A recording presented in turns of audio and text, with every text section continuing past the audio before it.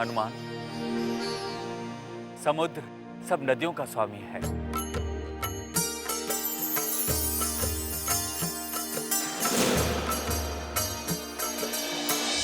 भैया, ऐसा प्रतीत हो रहा है कि यह वंदनीय समुद्र रावण का हितैषी हो गया है। परंतु अब मुझे कोई नहीं रोक सकता लक्ष्मण। सीता को मैं दिखाई नहीं दे रहा और ना ही सीता मुझे दिखाई दे रही है। फिर भी मैं सीता को विश्वास दिलाना चाहता हूं कि मैं किसी भी दशा में सीता को रावण के बंधन से मुक्त कराने के लिए लंका अवश्य पहुंच जाऊंगा, चाहे मुझे अग्निबाण से इस समुद्र को ही क्यों ना सुखाना पड़े।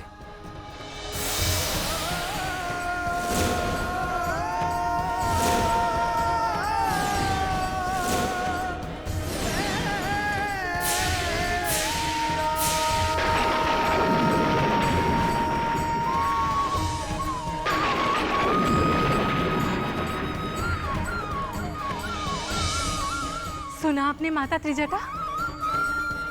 ये रघुनंदन के कोदंड धनुष की टंकार है। रघुनंदन ने इस टंकार द्वारा मुझे संदेश भेजा है। लंकेश, ज्ञानियों ने यह भी कहा है कि काम, क्रोध, मद, लोभ ये सभी नर्क जाने के रास्ते हैं। इन रास्तों को छोड़कर प्रभु श्री राम की भक्ति कीजिए, जिनकी भक्ति सभी संत, सभी महापुरुष करते हैं। विभीषण! तुम अपनी सीमा लांघ रहे हो। पिताश्री, हमारे गौरवशाली त्रिलोक विजयी राक्षस कुल में एकमात्र काकाश्री ही ऐसे हैं जो हम राक्षस कुल के नहीं हैं वत्स इंद्रजीत। हम परम पुण्यात्मा महर्षि पुलत्स्य वंश के हैं। तो फिर आप भी किसी ऋषि का चोला पहनकर किसी आश्रम में धूमि क्यों नहीं रमाते? यहाँ लंका में किस लालच से रह रहे काकाश्री? बड़ों से इस तरह बात करना तुम्हें शोभा नहीं देता मेघनाथ। महाराज दशानन, जिसे आप साधारण वनवासी समझ रहे हैं, उनकी शौर्य की गाथा परमवीर सुबाहु, विराट संभग, खर, दूषण, तिश्रा और महाबली बाली के परलोक सितारे आत्माएं आज भी सुना रही हैं और आगे भी सुनाती रहेंगी। आप हमारे केवल महाराज ही नहीं, मेरे बड़े भाई भी हैं। मैं आपका पिता समान आदर करता हूं। मैं जो कह रहा हूं वो विश्रवा वंश के हित में है महाराज। आप कायरता का पाठ पढ़ा रहे हैं काकाश्री? वत्स इंद्रजीत, मैं तो केवल धर्म और नीति का मार्ग दिखा रहा हूं।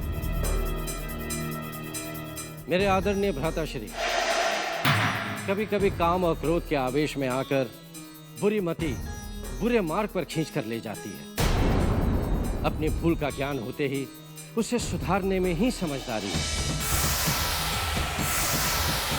आप जो काम के वश होकर एक पर स्त्री को अपनी मृत्यु का फंदा बनाकर अपने गले में बांध कर लाए हैं, वो सारे राक्षस कुल का सर्वनाश कर सकती है महाराज।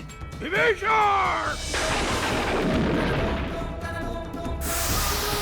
किसी और ने ये बात कही होती तो अब तक उसका सर धड़ से अलग हो चुका होता।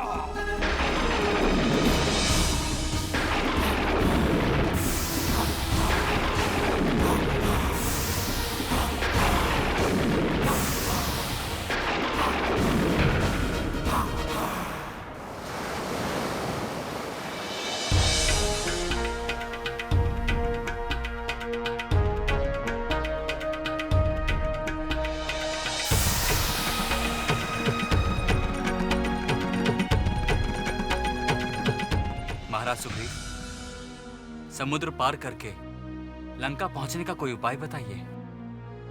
हमारे और लंका के बीच फैला यह समुद्र हमें निराश कर रहा है महाराज सुग्रीव।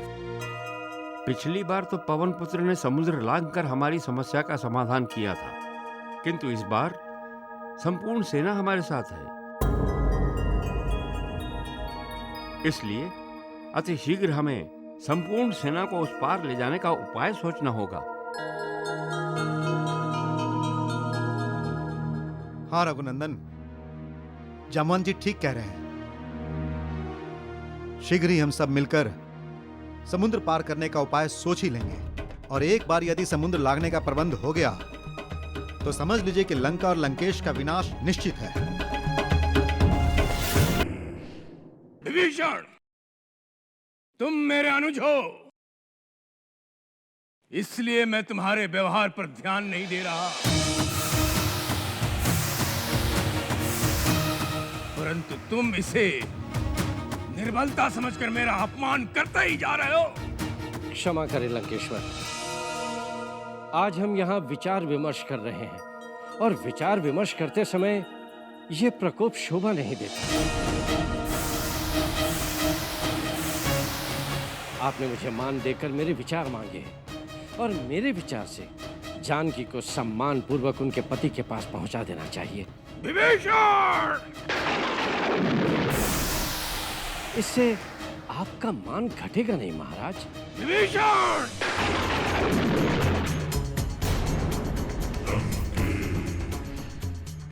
तीनों लोग मुझे कायर कहेंगे, मेरी हंसी उड़ाएंगे, लोग मेरी निंदा करते थकेंगे नहीं। वीर पुरुष एक बार कदम आगे बढ़ा लेता है तो फिर पीछे नहीं हटाता। परंतु नीति शक्तिहीनों का बुना हुआ एक जाल है, जिसमें वीर पुरुष कभी नहीं फंसते। नीति शक्ति की सेविका होती है। शक्तिशाली जो करता है वही धर्म होता है। ये अधर्म है भ्राताश्री, और अधर्म कभी धर्म का स्थान नहीं ले सकता। आपके इस एक अधर्म कार्य से पूरे वंश का विनाश हो जाएगा। विभीषण! और मैं इस कुल के कल्याण के लिए आपसे हाथ जोड़कर प्रार्थना करता हूं। पैर छूने का षड्यंत्र करके तुम दशानंद का गर्भ से उठा हुआ शीश दुश्मनों के सामने झुकाना चाहते हो। मैं जान गया हूं, वो वानर पहले तुम्हारे घर गया था, तुम्ही ने उसे सीता का पता बताया।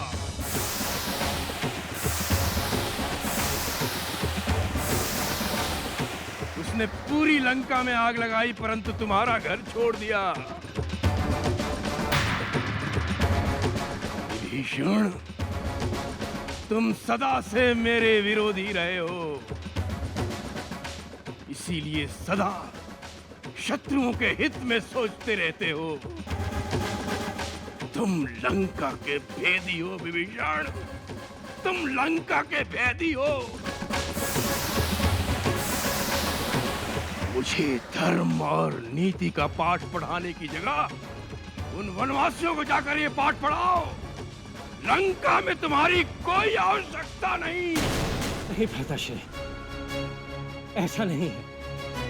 मैंने सदा आपका भला चाहा है, सदा आपके कल्याण की कामना की है। मैं पुनः आपके पैर पकड़कर आपसे प्रार्थना करता हूं कि राम से आप बैर न लें। वो त्रिलोक के स्वामी है और दूर हट कुलकला।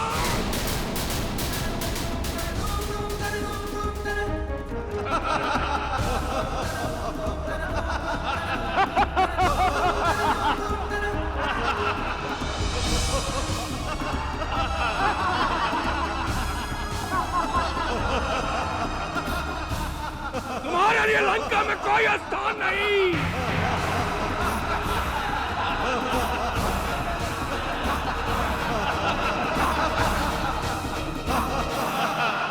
मुझ पर हंसने वालों,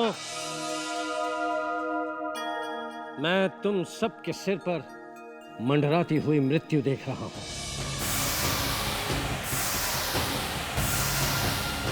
शास्त्र में लिखा है, कि विनाश काले विपरीत बुद्धि। अपने विनाश की ओर जाते हुए प्राणी को यदि भगवान भी कल्याण की बात समझाए तो ये उसके समझ में नहीं आएगी।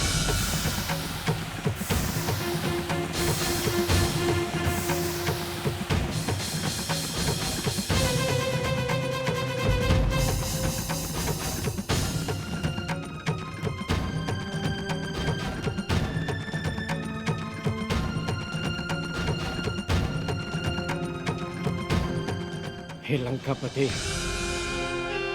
आपने इस भरी सभा में मेरा अपमान करके मानो मुझे मृत्यु दंड दे दिया। अर्थात अब मैं आपके लिए जीवित नहीं हूं। मेरा आपका कोई संबंध नहीं है। आपकी आज्ञा अनुसार मैं आज ही लंका छोड़कर चला जाऊंगा। भगवान आपको सद्बुद्धि दे।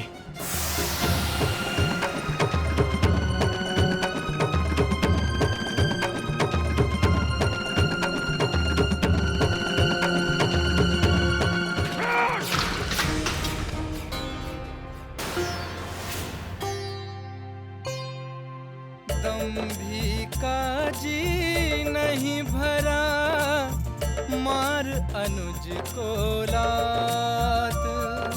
क्रोध विवश हो मुकुट पर, कर दिया पद आघात। होनी की है बात।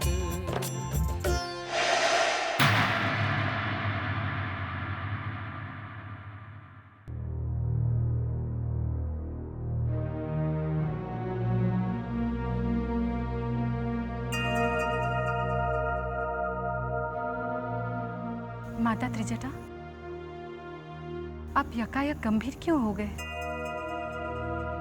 क्या हुआ?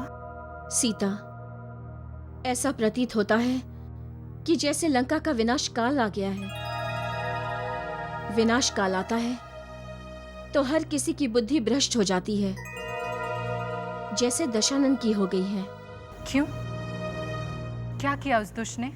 सदाचार और धर्म के प्रतीक माने जाने वाले अपने छोटे भाई धर्मात्मा विभीषण को लंका से बाहर निकाल दिया है दशानन ने। बार बार राक्षस जाति और लंका की प्रजा का ध्यान आते ही मैं ये सोचने के लिए विवश हो जाता हूं कि मैं अपनी प्रजा को बचाऊं तो बचाऊं कैसे। केवल एक अहंकारी के कारण सारी निर्दोष प्रजा मारी जाएगी और राक्षस जाति का नाम सदा सदा के लिए मिट जाएगा। विभीषण जी, आप समय मत गवाइए। इससे पहले कि दशानन के मन में आपको बंदी बनाकर कारागार में डालने का विचार आए, आप लंका से निकल जाइए। मेरी मानिए तो आप श्री राम के शरण में जाकर उनसे प्रार्थना कीजिए कि रावण के पापों का दंड लंका की निर्दोष प्रजा को ना दे। यह सत्य है कि मैं श्री राम का भक्त हूं, परंतु इस समय वो लंका के शत्रु हैं।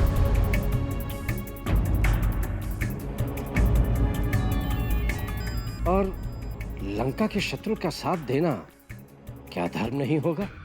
श्री राम लंका के शत्रु नहीं हैं, वो केवल रावण के शत्रु हैं। वो लंका की प्रजा का नाश नहीं चाहेंगे, इसलिए आवश्यक है कि उनसे मिलकर लंका की प्रजा की हित की बात की जाए। परंतु युद्ध अगर लंका में होगा तो प्रजा का अहित तो होगा ही होगा। हाँ, अगर युद्ध संचालन नीति में आपका हाथ हो और अगर आप इस बात को ध्यान में रखें तो हो सकता है प्रजा को अपने राजा के पापों का भागीदार न बनना पड़े।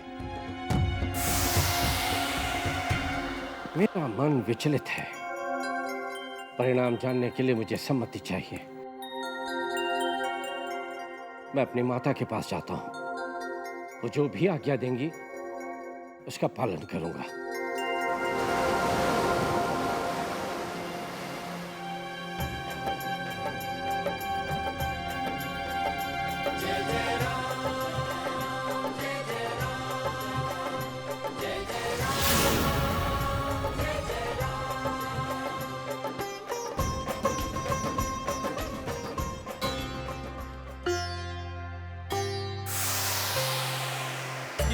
कर्तव्य विमूढ़ से खड़े सिंधु के तीर।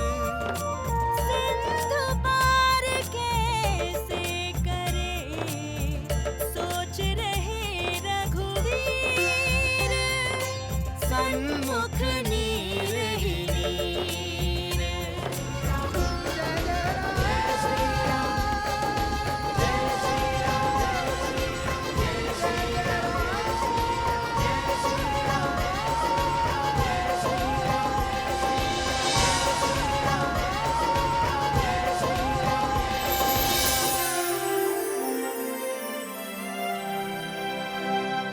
तुम्हारा स्थान हृदय में है हनुमान। प्रभु, मैं आपके चरणों में ही रहना चाहता हूं। मैं कब से देख रहा हूं प्रभु, आप गंभीर होकर इस समुद्र को देखे जा रहे हैं। मैं जानता हूं प्रभु, आप और लक्ष्मण भैया इस समुद्र की तरह गंभीर हैं, मर्यादा में रहते हैं, अपनी व्यथा किसी को दिखाते नहीं। प्रभु, मैं जानता हूं कि आप यहां तक आकर सीता मैया तक नहीं पहुंच सकते, इसीलिए आप व्याकुल हैं। और आपकी व्याकुलता आपकी आंखों से स्पष्ट दिखाई दे रही है। हनुमान, प्रभु, आप मुंह से कुछ नहीं बोल रहे, परंतु मुझे आपके मन की बात सुनाई दे रही है। आप जैसे धर्मात्मा विवश नहीं हो सकता, परंतु मर्यादा के कारण आपको विवश होना पड़ रहा है। प्रभु, आप अपने सेवक को अपनी सेवा करने का एक और अवसर प्रदान करें। मैं आपको और लक्ष्मण भैया को अपने कंधों पर बिठाकर इस समुद्र के उस पार लंका ले जाऊंगा। मुझे तुम्हारे बल पर पूरा विश्वास है हनुमान, परंतु वानर सेना का भी लंका पहुंचना आवश्यक है। प्रभु, मैं आपके आशीर्वाद से सारी वानर सेना को समुद्र के उस पार लंका ले जा सकता हूं। हनुमान, मैं इस प्रकार स्वार्थी नहीं हो सकता। पता नहीं हनुमान, हम दोनों में क्या संबंध है। प्रभु, आप मेरे स्वामी हैं, मेरे भगवान हैं। हनुमान, प्रभु,